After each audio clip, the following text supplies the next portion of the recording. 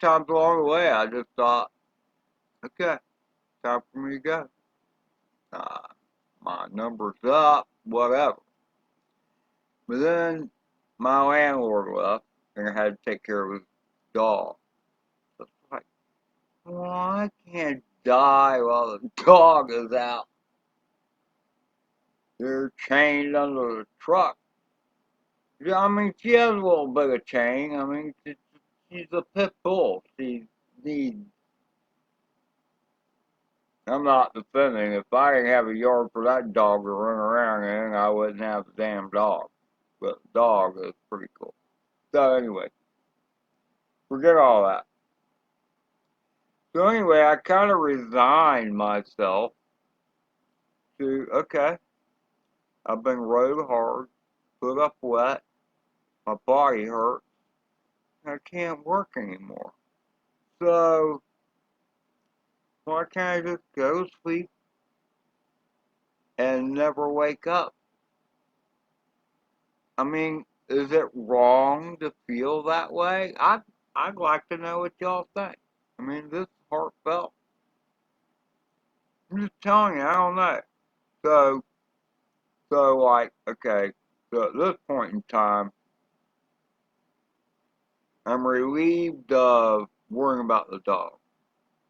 And see, I have a cat sitting over here. Y'all know, most of you know Alfredo Montero. You can't see him on the screen right now. Come here, Alfred. Why don't you come say hi? Anyway, there's a hole in the wall in which he can escape, and who knows, he might be charming enough for somebody else to, alright, man, he's a cool cat. You know, he's alright. You know, might have to warm up for him, but I don't know. When I took the trip with night train down south, and I was gone for 4 days, and the Alfred started buddying up to the next door neighbor because like I don't know if that prick is coming back or not. You know, it's I don't know. You know, it's a cat or cat. So I'm sure he'll be fine. So I don't know. I mean, does one come to a realization when their life should be over? I don't know. You know, I've seen a number of people die in my life at 62 years old, and here's the deal. I've seen people that drop dead in the middle of the night. My paternal grandmother did that. And they don't know how quick she went. I don't know. It's Alabama, for God's sake. But, I mean, they found her, like,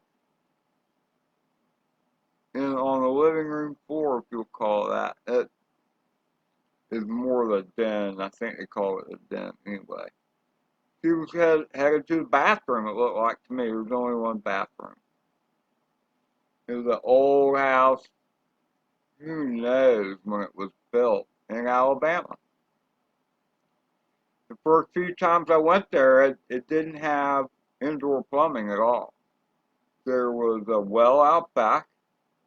It was a long, skinny tube, and you dropped the cylinder down it. It was like, I don't know, 6 inches uh, in radius from side to side. And there was like a flapper valve in there. So when you dropped it down this long tube, it might have been 8 inches. But when you dropped it down in there, just the weight of it um,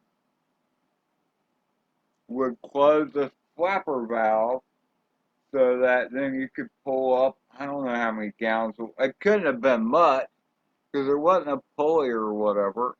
Probably a couple gallons. A pound of fresh water is just under 8 pounds a gallon. So it would probably do, I don't know, 2, maybe 3 gallons. But I don't remember it feeling that heavy. Anyway, it was pretty backwoods back then. It's Alabama, for God's sake. So, I mean, there was an outhouse. I I used to be constipated the whole time I was there because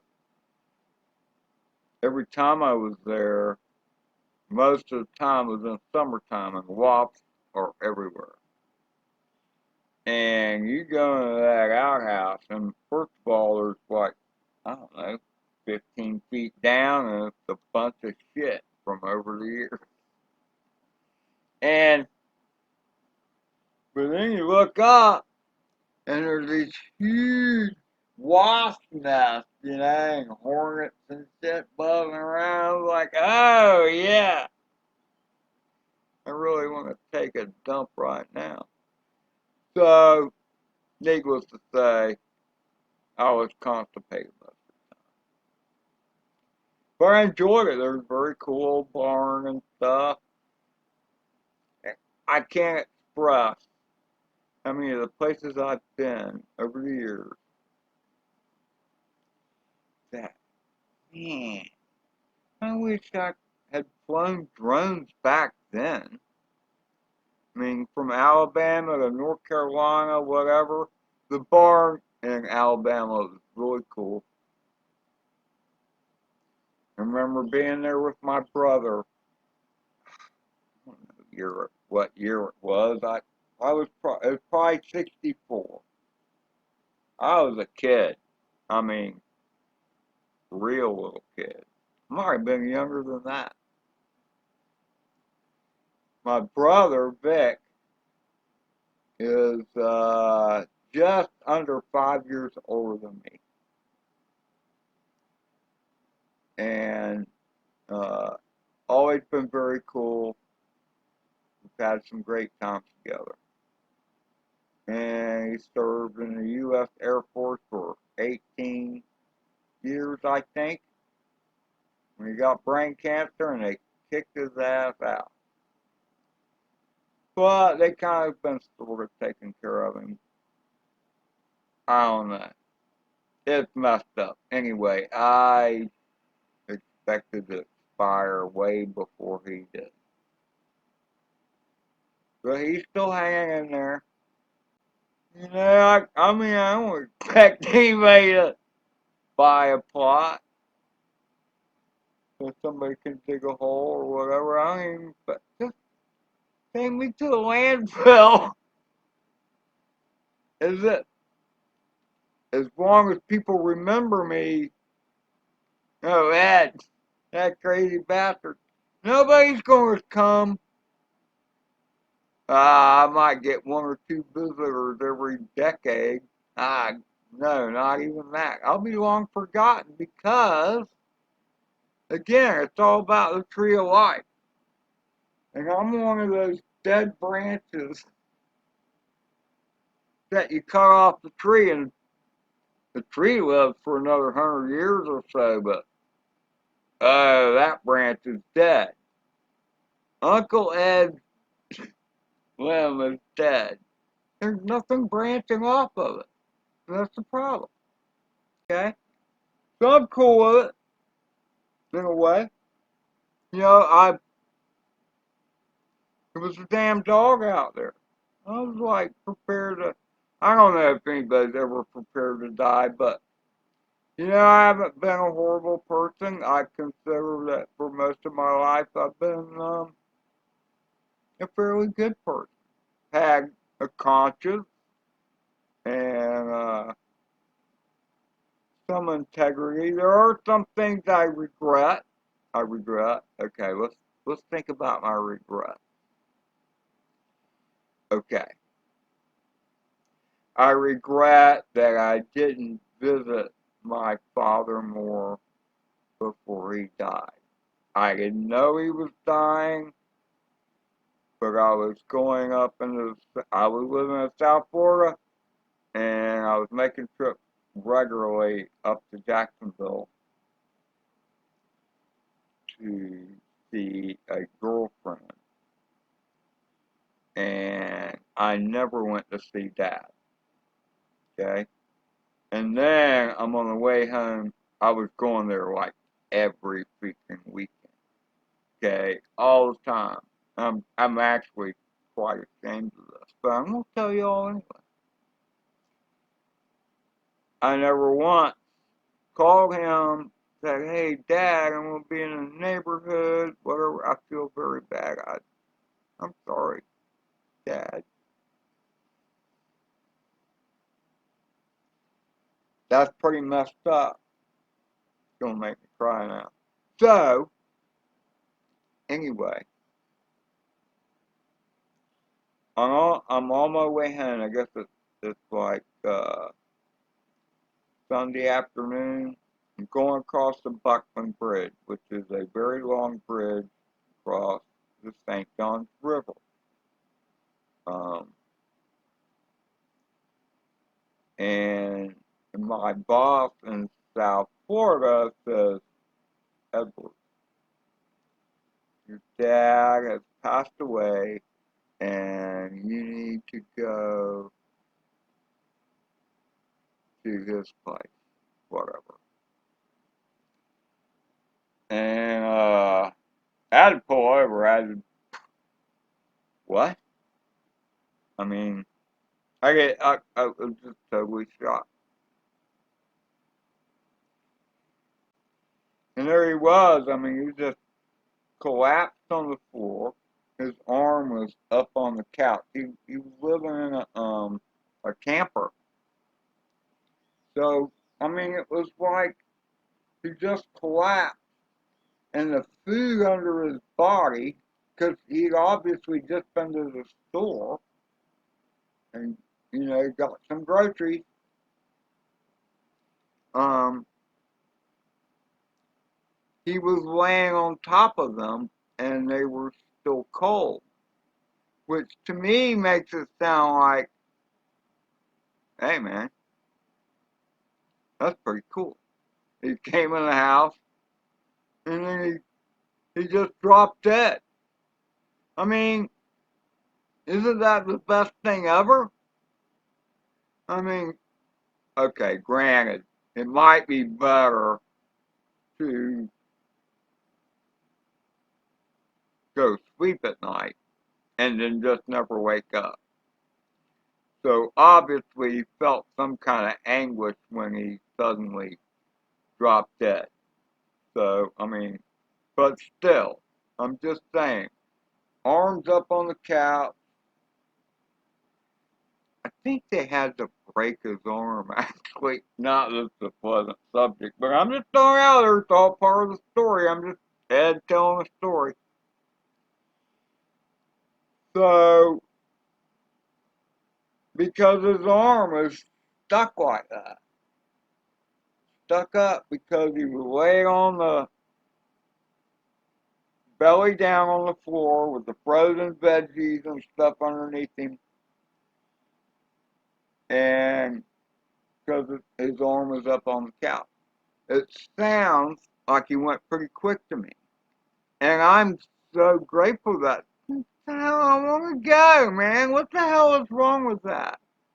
What is wrong with witching that?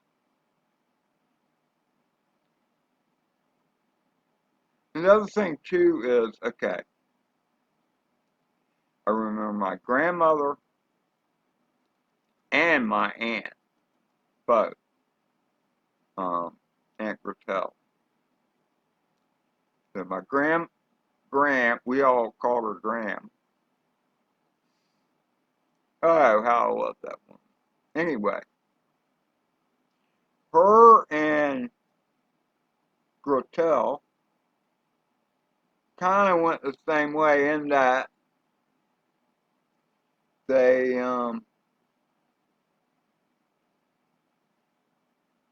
they got something, you know, can't even remember exactly what it was, to be honest with you. That's pretty messed up. But then I was a kid, you know? But anyway, it's debilitating. I'm sure it was some kind of cancer. I don't know. But both of them went through a lot in the process of their dying. And you gotta understand, with both my grandmother, born in 1930, excuse me, 1900, and then I don't know when Gretel was born, but Gretel was um, Lucille's first daughter. Oldest child, oldest daughter. So, I mean, the Graham, Lucille, Lucy, was the matriarch, if you will. Yeah, she had a husband, she had Grandpappy. What was Grandpappy's name? I can't even think of his name right now, because it was always Grandpappy, that's what we called him. He had a name. He was in the Coast Guard and all that. I got a few cool pictures of him in uniform and stuff. See, Grandpappy and I got some Grandpappy in me, I will tell you that. Because Grandpappy was kind of a mad scientist, as I can be. My mom used to always talk about it. She used to call me Professor Eduardo T. Hook. Now, where that name came from, well, my name's Edward, so I get where the Eduardo came from, but not the T and the hoop. I don't know where that came from, but that was Mom. What a wonderful woman, because, I don't know, I'm just throwing this shit out there because, you know, I feel like my time's about done. And, I want to share a little bit. I, I really wanted to do more of these, but I don't know how much time. I don't feel bad. I'm just incapable of doing it.